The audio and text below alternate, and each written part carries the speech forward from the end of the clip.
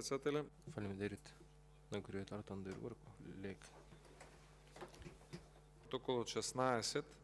по однос на Европската конвенција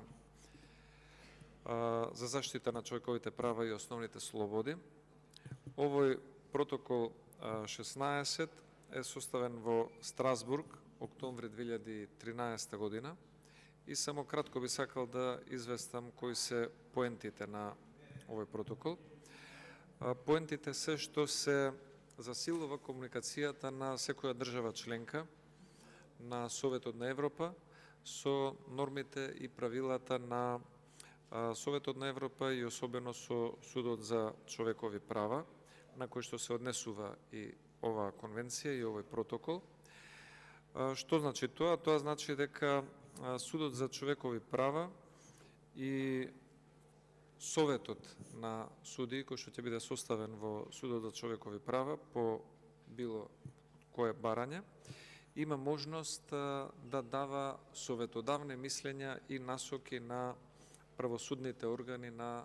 земјата членка, односно ќе може во рамките на правосудниот систем, тука во Република Македонија, без разлика за која инстанца станува збор, секој суд кој што има потреба од одредено упатство за тема која што е сензитивна или за која што постои некаква индиција дека може да биде злоупотребено или повредено одредено човеково право или слобода, пред да ја донесе својата конечна одлука, ќе може или странката или судот да испратат барање за мислење до големиот судски совет на Советот на Европа и на Судот за човекови права и потоа овој судски совет прво треба да одлучи дали барањето на одреден суд во Македонија или одредена странка во Македонија е апликативно, дали ќе го земе во предвид и доколку го земе во предвид таквото барање, тогаш големиот судски совет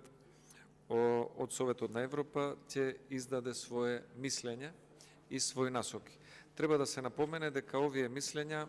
ќе бидат од советодавен карактер.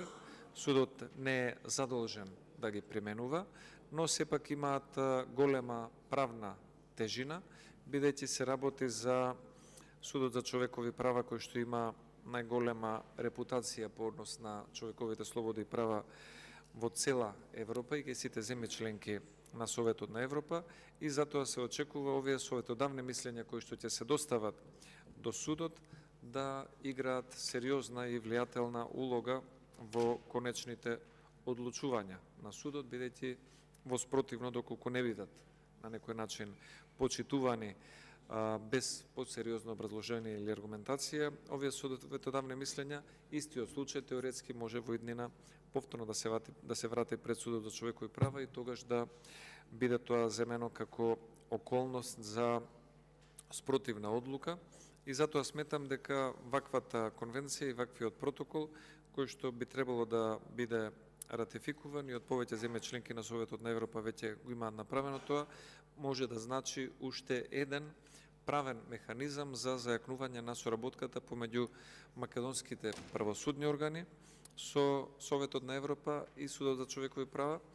и исто така и на граѓаните на секоја држава членка на Советот на Европа, вклучително и на Македонија со Советот на Европа и Судот за човекови права. И затоа сметам дека е